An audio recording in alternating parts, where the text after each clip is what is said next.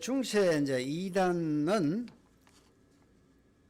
오늘날 우리가 볼 때는 이단이 아닌데 중세 캐톨릭의 입장에서는 이단입니다.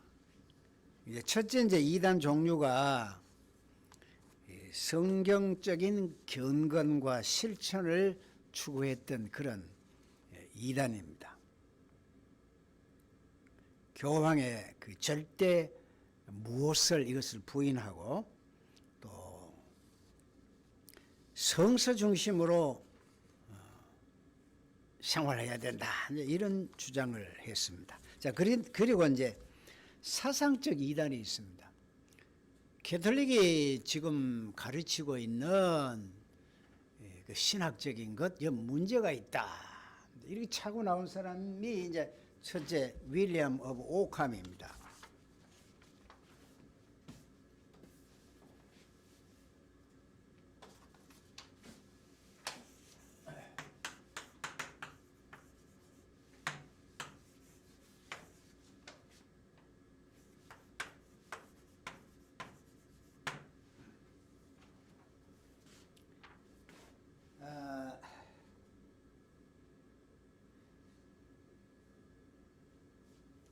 이제 요걸 우리가 윌리엄 오브 오캄을 다루기 전에 먼저 언급해야 될 것이 우리가 이제 그 신학이라는 신학 사상을 이야기할 때 초대교회 때는 기독론과 삼위일체론을 가지고 서로 이제 논쟁이 벌어졌습니다. 그러다가 이제 초대교회의 후반기에 들어서면 구원론입니다. 어거스틴과 펠라기우스 사이에 펠라기우스는 자유의지를 강조했고 인간이 자기 구원은 자기가 가져올 수 있다. 이제 이런 입장이라면 어거스틴은 아니야. 인간의 노력으로 되는 것이 아니야. 예정론을 이야기합니다. 이런 이제 구원론 가지고 그 앞에는 삼위일체론, 기독론 가지고 서로 그 사상적인 논쟁이 있었다면 중세의 신학 사상이라는 것은 스콜라 신학입니다.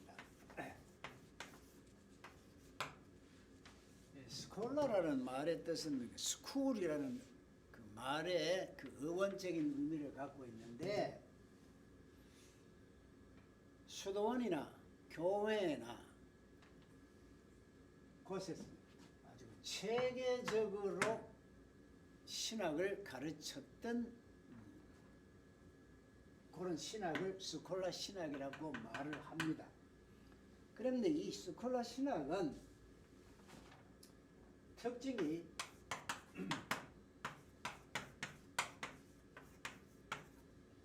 아리스토텔레스와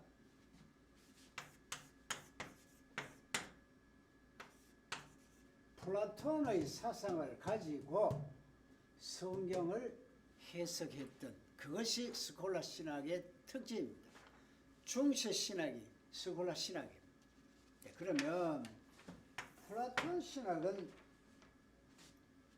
어떤 특징을 갖느냐 하면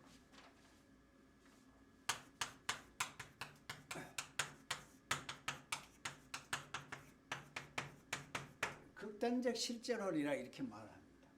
중세 신학의 특징 중에 아리스토텔레스를 원용해서 성서를 해석할 때에 이 신학을 온건론적 실제론이라고 말을 합니다. 그 지금 윌리엄 오캄을 이야기하기 전에 왜 이걸 이야기해야 되느냐 하면 이걸 이야기해야 이 사람의 사상을 이해할 수가 있습니다. 이제 오캄의 그 스콜라 신학의 아리스토텔레스와 플라톤의 사상에 입각한 그 신학 사상에 대해서 아니다 하면 치고 나온 겁니다. 그러니까 캐톨릭 입장에서는 오캄이 아주 이단 사상을 가지고 있다 이렇게 생각할 수밖에 없었죠. 자, 플라톤은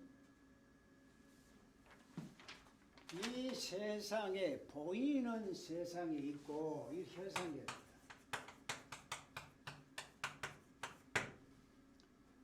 보이지 아니하는 절대적 불변하는 완전한 그 세계가 있다.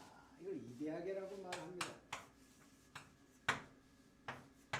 두 세계가 있다. 그 이거를 이제 이원론적이라 이렇게 합니다. 이원론.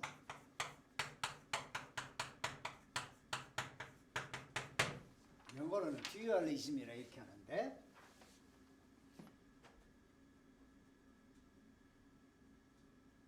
자, 이러한 이데아라는 사상을 가지고 성경 전체를 해석해서 보면, 자, 한 가지 예를 들면 교회는 가시적 교회가 있고 불가시적 교회가 있다 이렇게 나누는 게 뭐냐면 플라톤의 이런 이원론적 사고에서 나온 겁니다.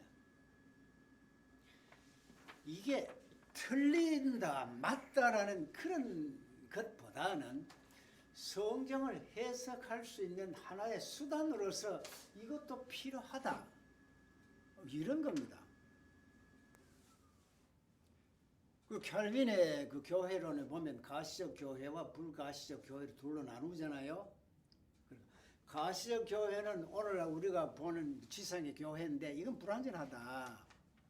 그러나 완전한 교회는 주의 이름으로 모이는 예수 공동체, 이걸 성도라 하고 하늘 백성이라 하고 하늘 시민이라 하고 이거는 이제 교회다. 그건 완전한 것이다.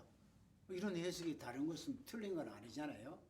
그리고 플라톤의 이러한 사상을 가지고 성경을 해석하는 하나의 방법으로 했습니다. 또 뭐냐? 이 세상이 이렇게 있다면 이건 불완전한 세상이지만은 이건 육적 세상이고 이 세상을 초월하는 이 세상 우리의 장막집이 무너지면 하나님 주신 영원한 집이 있다. 그건 또 뭐냐면 이 이데아, 물론 플라톤이 이야기한 이데아하고 성경에서 말하는 하나님 나라하고는 그 틀립니다. 그러나 방법론에 있어서는 이거 참 좋다. 그래서 토마스 어거스틴 같은 사람은 플라톤의 이데아론을 가지고 성경 전체를 해석하는 그런 것을 취했죠. 이걸 이제 신학적인 우리 용어로는 극단론적 실제론이었다 이렇게 이야기합니다. 그 다음에 이제 아리스토텔레스입니다. 아리스토텔레스는 진로 형성을 이야기합니다. 세상을 설명할 때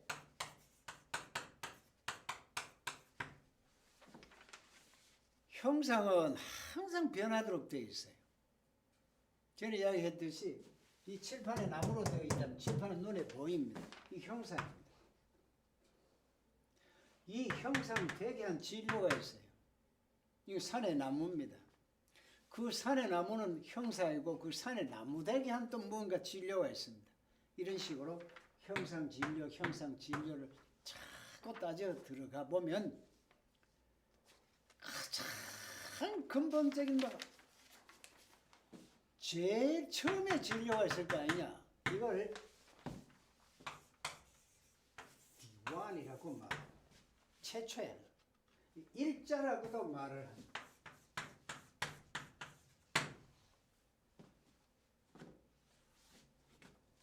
그래서 이쪽에 신플라톤주의 철학에서 신플라톤주의 쪽에 오면 이 세상을 해석할 때에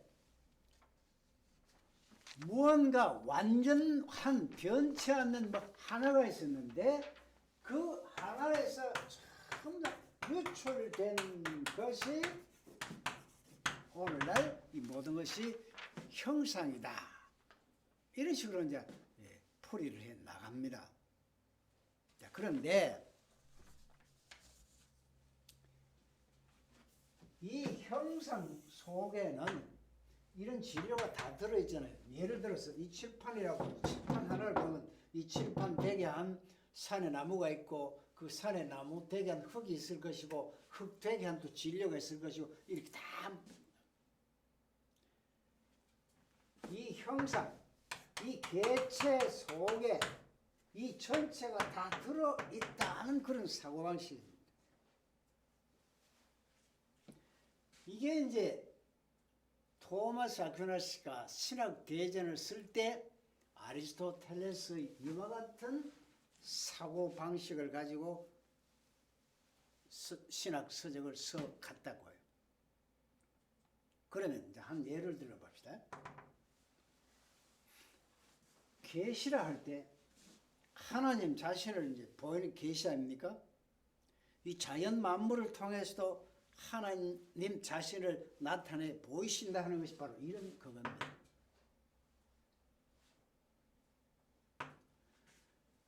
여기 지금 풀 한 포기가 있다면 이 풀 한 포기는 형상인데 이 풀 한 포기가 지금 자라고 싹이 나고 이게 생명의 근원 그 따져 들어가면 그건 무엇이냐? 그게 바로 하나님이다 하는 식으로 이제 설명을 해야 됩니다. 그러니까 그 풀 한 포기의 형상 속에 하나님 자신을 계시하고 계신다. 이것이 일반 계시입니다. 일반 계시. 일반 계시가 바로 아리스토텔레스의 진료 형상이라는 이런 철학적 방법을 가지고 해석을 하다 보니 그렇게 되는 겁니다. 이것은 이제 온건실존론이라고 이렇게 이야기를 해요.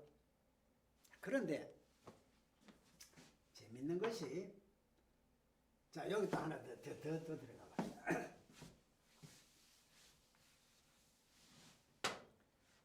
중세 때 그 사상가 중에 안셀무스라는 사람이 있는데 이 안셀무스는 대단한 사람입니다. 철학에 있어서 아리스토텔레스와 플라톤 또 이쪽에 와서 칸트 이런 사람들이 큰 산맥이라면 신학에 있어서 어거스틴과 토마스 아퀴나스 같은 사람은 아주 큰 산맥입니다. 그 산맥에 버금가는 중세의 학자가 안셀무스입니다. 대단합니다. 그런데 안셀무스는 신을 증명할 수 있다 그래서 신증명을 이야기했어요. 신증명을 어떻게 했냐면 이렇게 합니다.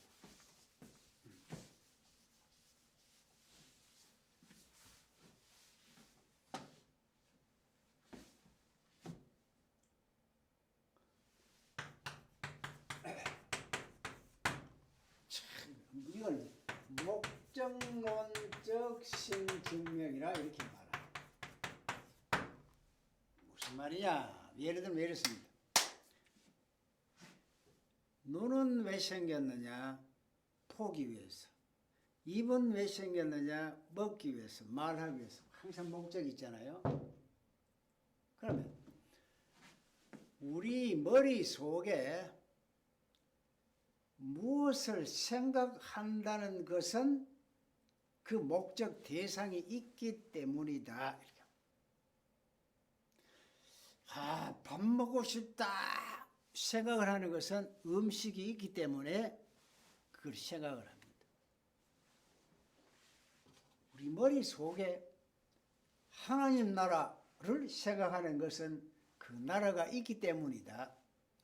하나님을 우리 머릿속에 신이 존재하느냐 존재하지 않느냐 이렇게 생각한다는 것은 신이 있기 때문이다. 이런 식으로 해서 모든 것은 다 그 목적의 대상이 있기 때문에 신이 있다는 것을 증명할 수 있다. 이렇게 합니다. 플라톤도 역시 신 증명을 할 수 있는데 이 사람은 존재론적 신 증명이라고 말합니다. 이 말은 또 뭐냐면 아까 이야기하듯이 일반 계시 있다. 칠판이 아까 그 풀 합시다. 그 풀이 형상이라면 그 형상되게 한 이 형상이 그 존재케 한 하나의 그 근본적인 진료가 있다. 그걸 따져보면 계신다는 것을 우리가 증명할 수 있다. 그건 존재론적 신증명이라고 말을 합니다. 그러면 이와 같은 사고방식이 틀린다, 맞다 이것이 아니고 이런 방법으로도 신을 증명하려고 했고 이런 방법으로 성서를 해석하려고 했다. 그런데 윌리엄 오캄이 치고 나온 건 뭐냐면 이래 안다고 해서 그것이 진짜 신을 아는 것이냐 이렇게 합니다. 이 철학적인 이거 따지고 증명하고 이것이 바로 이기냐? 그거는 하나의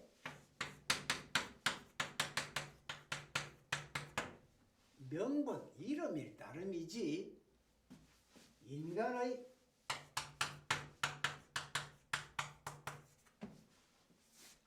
주체적 체험에 의해서 알아지는 것이 진짜는 것이다. 참 혁명적인 거 아닙니까? 사고방식이. 너희 지금 자 우리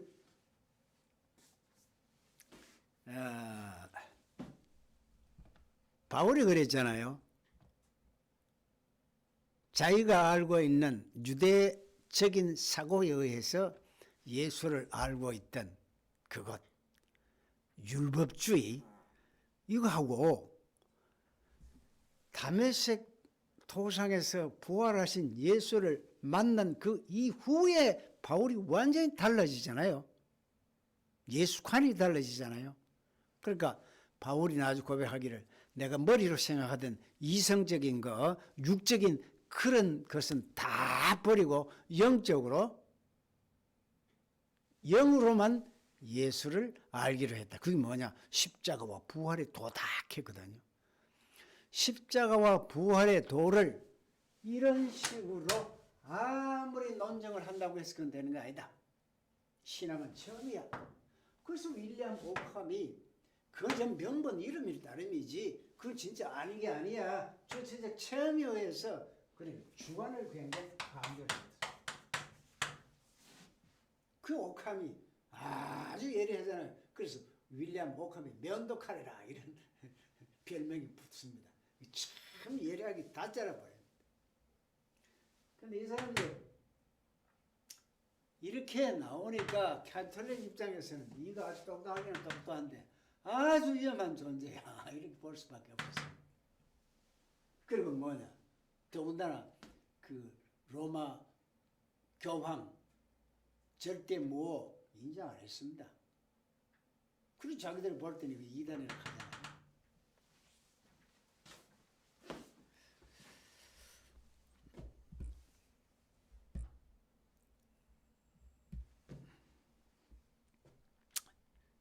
그리고 이제 그 윌리엄 오캄이 강조한 것은 오직 성경입니다. 오직 성경에 의해서만 진리를 구분할 수 있지. 뭐 교황청에서 말하는 어떤 그런 구원의 교리는 안 맞다. 교황의 권위를 부정하고 이렇게 했습니다. 근데 이제 그 윌리엄 오캄의 그 구원론에 이제 들어가면 구원론입니다.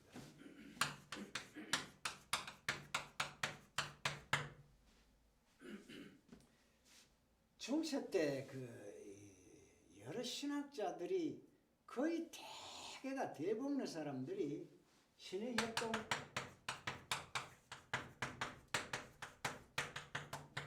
이겁니다. 왜냐하면 이게 플라톤, 아리스토텔레스 여기에 근간 그 스콜라 신학 자체가 전부 다 그러니까요. 이 사람은 인간이거든요. 인간이 이성하고 신앙하고를 어떻게 조화시킬 것인가 하는 것이 신학, 그 스콜라 신학의 특징이기 때문에 인간의 이성을 굉장히 강조합니다.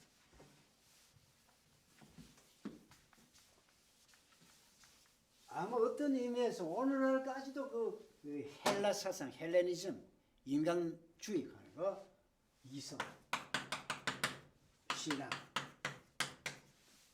이걸 조화시키자 하는 그런 입장, 그 자유주의 신학 입장입니다.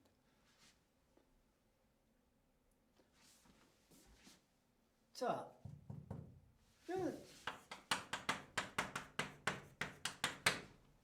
인간은 의지에 서야 된다는 겁니다. 공적으로 서야 된다. 가만히 있는데 절대로 하나님께서 은혜의 손길을 안 준다는 겁니다. 인간 쪽에서 뭔가 구원을 얻기 위해서 공적으로 서야 된다는 겁니다. 이 자유의지입니다. 그럴 때 하나님의 은혜가 주어진다. 그걸 인간이 노력하고 하나님께서 은혜의 손길이 뻗치고 그래서 구원이 이루어진다 하는 쪽인데 이게 전부 다 중세 때 그 영향을 벗어나지 못합니다. 마르틴 루터도 윌리엄 오캄을 굉장히 좋아했습니다. 이 유명론에 대해서 이쪽 학파에 공부를 했습니다. 루터도. 그러다가 나중에 이상하다. 그게 아니다. 그래서 로마서 1장 17절에 복음은 오직 믿음으로만 구원된다 하는 여기에 이제 탁 부딪히는 게 있었죠. 오직 믿음. 오직 이 은혜인데 이 은혜라는 것은 인간이 이거 안 하고 인간은 가만히 있는데 하나님 쪽에서 닥쳐. 이게 뭐냐? 능동이지. 이거는 능동, 이건 능동입니다. 이건 능동입니다. 인간이 자꾸 뭐 이래 이 공적을 쌓아야 하나님의 은혜가 온다 이렇게. 능동적이라면 이건 이 수도이죠. 이 수도. 이제 은혜는 그냥 가만히 있는데 받아들이는 것이지 내 쪽에서 뭐 해가 능동적으로 은혜를 사모하는 것이 아니다는 거예요. 사모하는 게 아니다는 겁니다. 그냥 주는 건 사모할 마음을 주시는 것이지 내가 사모하기 때문에 주는 것이 아니다는 겁니다. 오늘 교회도 이거 목사님들 까닭 잘못하면 이걸 오해하게 됩니다. 은혜를 사모합시다 그러면 줍니다. 그게 아니고 은혜를 사모할 수 있는 그 믿음을 주시기 때문에 우리는 감사합니다 하는 그 부분입니다. 이게 루터가 이거를 깨달은 거 아닙니까? 그러나 중세 때 이와 같은 여러 그 구원론에 대한 사고방식이 이었었는데 아니라 오직 주어지는 것이고 우리는 받는 것뿐이다 하는 자유의지가 아니고 너의 의지뿐이야. 하나님의 의지대로 인간은 그냥 따라가는 것이지 인간 쪽에서 뭐 구원받기 위해서 애쓰는 것이 아니야 하는 그런 사상이 루터 사상입니다. 이게 이제 개혁주의 사상으로 돼가는 겁니다. 이 신인 협동서에 그걸 했다. 그럼 이걸 했다고 당신 이단이야. 그렇게 할 수 없고요. 할 수 없고 루터도 공부해보면 야고보서는 지푸라기 신앙이라 지푸라기 복음이라 해가지고 그걸 굉장히 막 이상하게 취급했는데 근데 그건 또 아니거든요. 그 루터 공부할 때 이야기하더라고. 하여튼 이제 윌리엄 오캄 중세 때 이단으로 분류됐다. 그 다음에 이제 사상적 이단이 있고 앞에는 이제 그 경건한 생활을 추구해야 되는 그런 또 이단이 있고 또 분파적 이단이 또 있습니다. 이거는 여러분 다 들어봐는 뭐 왈도파 하네요. 왈도파. 왈도파가 있어요.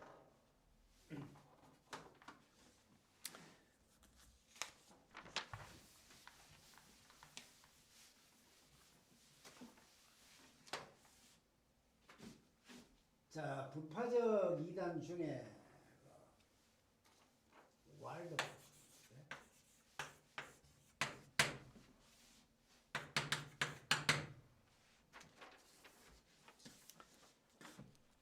이 사람들은 이제 교황권에 대해서 부인하고 또 면죄부 이거를 부인하고요. 종말론적 신학을 굉장히 강조했습니다. 분파주의하고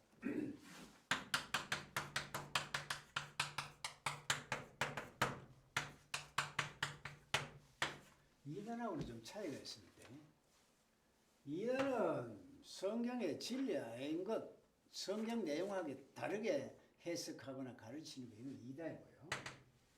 예컨대 뭐 예수님은 사람이다, 삼일째 부인한 그게 이단입니다. 분파주의는 뭐냐면 이단은 아니면서 자기들만이 독특하게 신앙을 한다 하는 식의 그 분파주의입니다. 이단하고는 다르고요. 분파주의가 지금 어떨 때는 참 곤란합니다.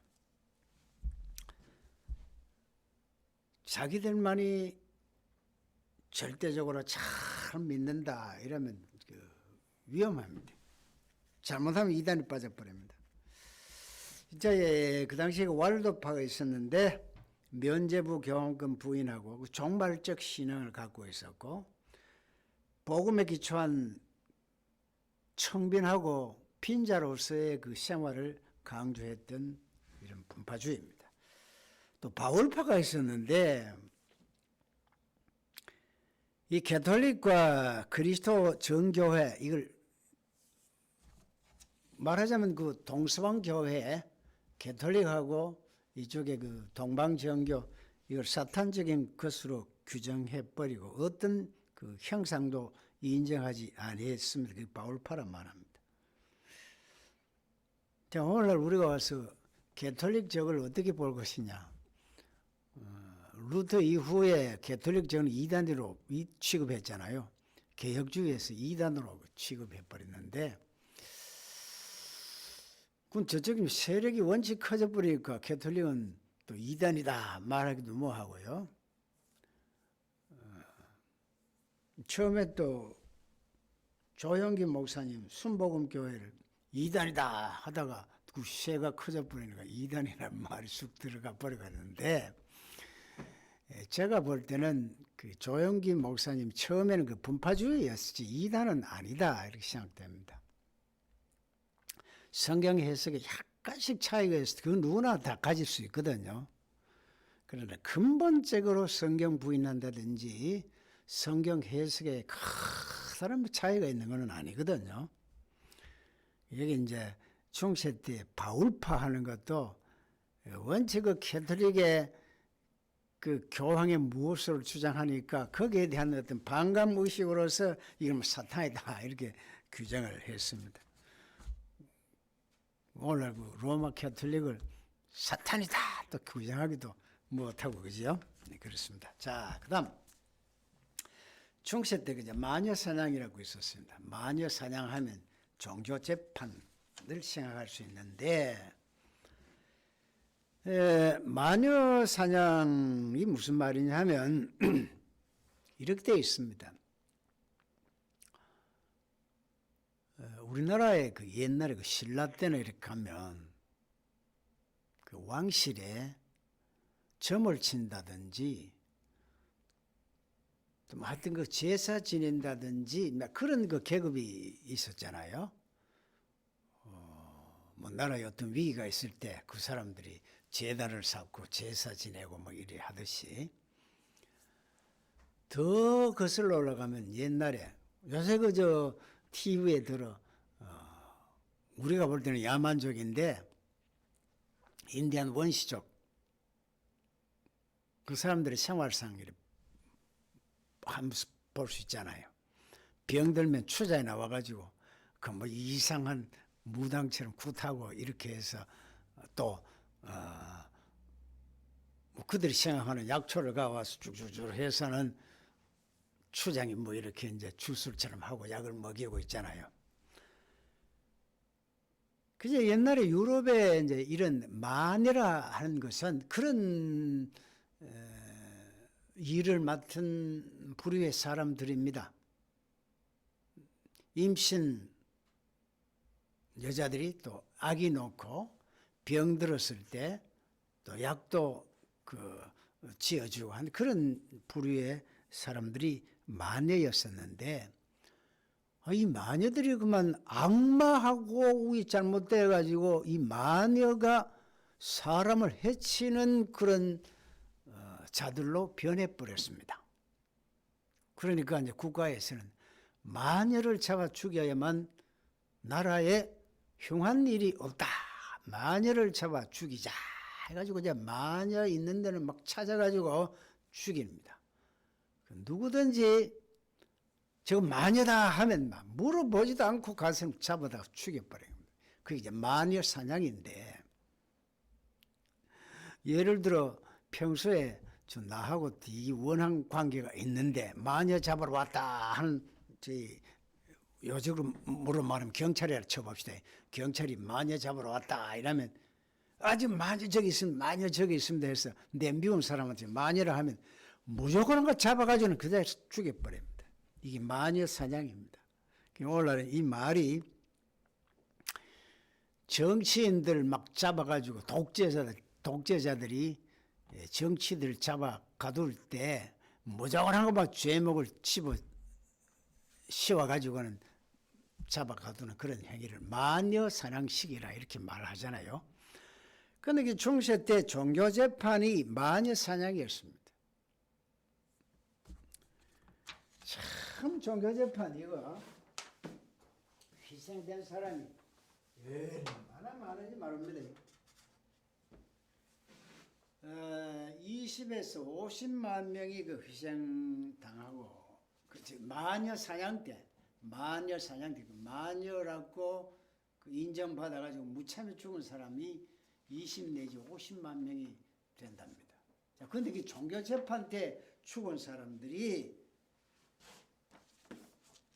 하루에 15만 명 죽은 경우가 있어요. 유명한 그 예수회 로욜라 신부에 의해서 조직된 예수회인데, 독일의 그 히틀러도 아마 그 예수회 로욜라 그 출신이라 하네요. 오늘날도 있답니다. 이게 예수회 로욜라 조직한, 이게 뭐냐면 개신교를 조직적으로 해서 말살시키는 그런 운동이 예수회에서 했고 하고 있답니다. 근데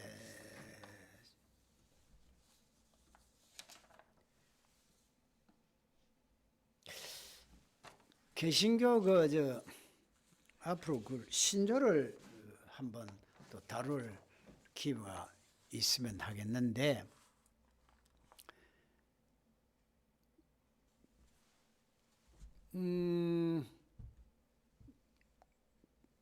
니케아 신조 있잖아요. 그게 476년입니까?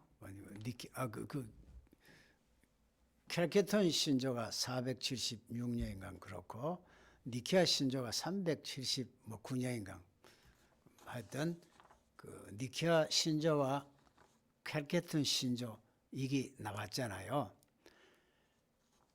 그건 삼일체와 기독론에 대한 신조이고, 그 다음에 개신교 신조로서 제일 처음 등장한 것이 1530년에 아우구스부르크 신조라고 했어요.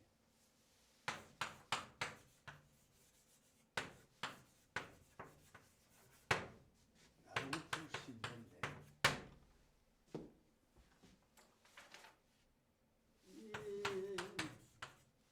한번 읽고 좀 되어 있습니다. 이건 성경 마틴 루터를 파문시켜 놓고 난 뒤인데 이 마르틴 루터의 사상이 독일 전역에 우죽순처럼 막 나타나니까 우리나라로 말하면 이제 각 도의 도지사인데 그 당시에는 영주잖아요. 그 영주들은 마르틴 루터를 지지하는 영주가 있고 그렇지 않은 또 영주들이 있고 이렇게 했어요. 근데 황제가 유럽 전체 황제가 독일에 와서 마르틴 루터를 파문하라는 그 칙서가 내려간 지 언젠데 아직도 루터 안 죽이고 또 루터를 지지하는 그런 영주들이 있느냐. 그래서 이 아우구스부르크에서 이제 열려가지고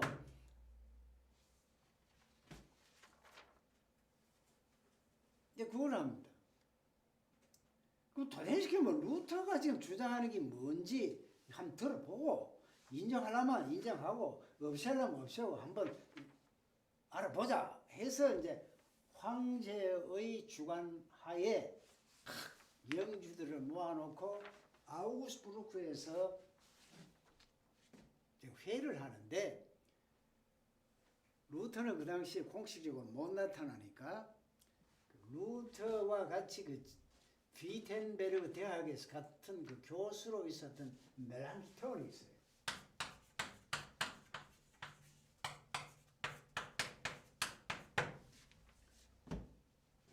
이 사람이 이제 그 개신교의 신조를 만듭니다. 성경에 대해서, 신앙에 대해서, 하나님에 대해서 이제 이렇게 우리는 이렇게 믿는다, 이렇게 고백한다 만들어요. 그 루터는 이제 직접 못 가니까 루터 멜랑톤이 만든 가오만 루터가 그 손질을 다 해가 이건 이렇게 해라 해서 이제 마지막 손질을 해가지고 멜랑티온한테 맡기고 멜랑티온은 이 아우구스부르크에서 이걸 낭독을 합니다. 총 낭독을 하니까 그 7 영주들이 여기에 성세부는 1.1획이라도 틀림없이 믿는다 하듯이 여기에 글자 하나도 틀림없이 이 신조에 대해서 믿기로 우리는 서약한다 하는 그걸 이제 하게 되는 겁니다. 이게 이제 유명한 아우구스부르크 신조입니다. 자, 이 신조가 나오니까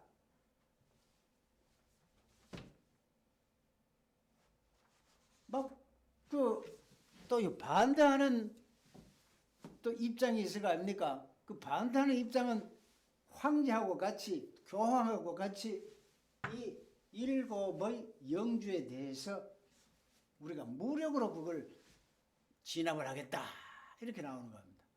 무력을 하면 우리도 무력을 하자 이렇게 제안을 그게 프로테스탄트입니다.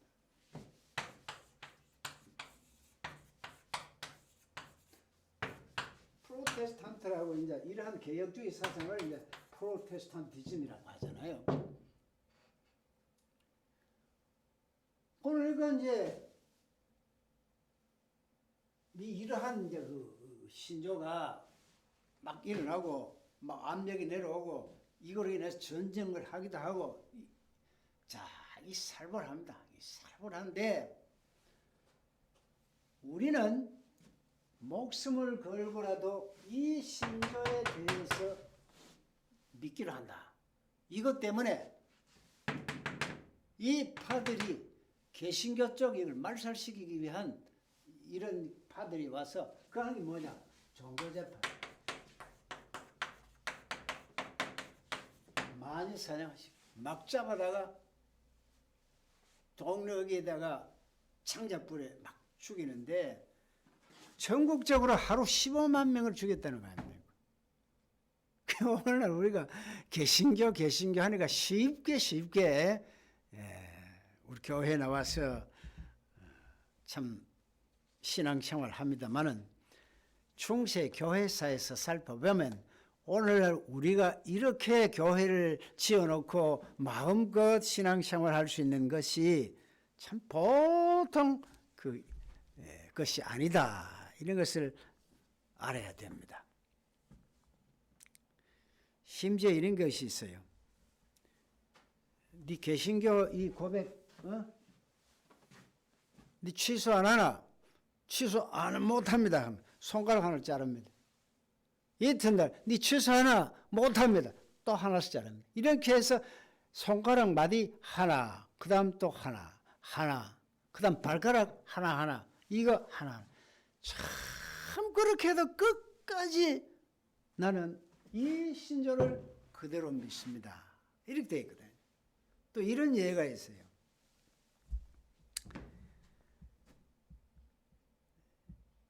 열 살 그 소녀를 잡아다가 화형을 하고 그 죄를 숲속에 숨겨 있는 그 어미까지 찾아가서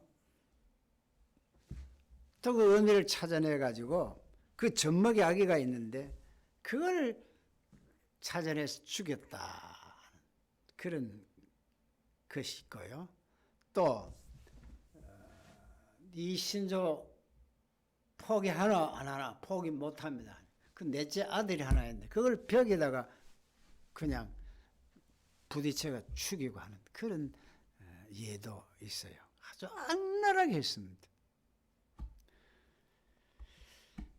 참 이런 걸 볼 때 오늘날 우리 참 개신교의 신조를 등한해야 안 됩니다. 참 귀한 것이다. 그 종교 재판의 희생자들이 그 발도파 이 사람들은 뭐 이단은 요즘 우리 생각하는데 이단은 아니고 분파주의인데 이거 아주 잡아다가 좀 작살냈죠. 그 다음에 존 위클리프 영국인인데 교황은 적그리스도고 그를 추종하는 자들도 마귀다. 유일한 신앙의 원천은 성경이다. 화채를 부인했습니다. 그래서 이 사람이 유해 그 무덤에 있는 걸 그잡 내가지고 불태웠잖아요. 그 위클리프 같은 이런 사람 순교자인데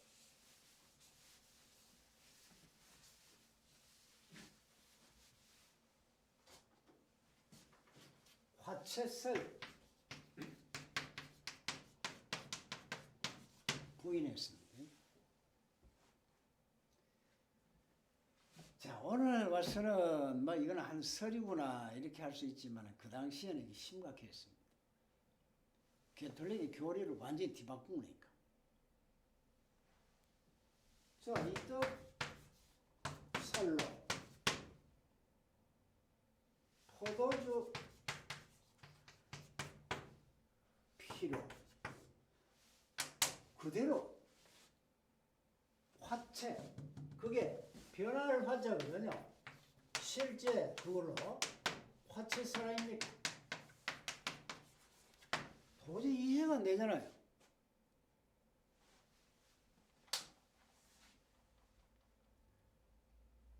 그러니까 위클릭은 화채설이 아니야. 그건 뭐고? 그건 기념이야. 자, 화채설이 뭐예요?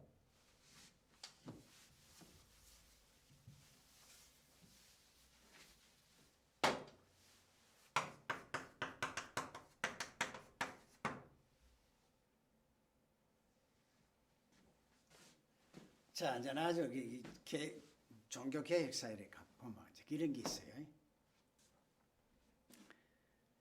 이 독일 쪽에는 루터, 멜랑톤을 중심으로 한 하나의 그 신학자들의 부류가 있고, 그 쪽에 이제 스위스 쥐르히에 누가 있냐면 즈빙글리히가 있어요.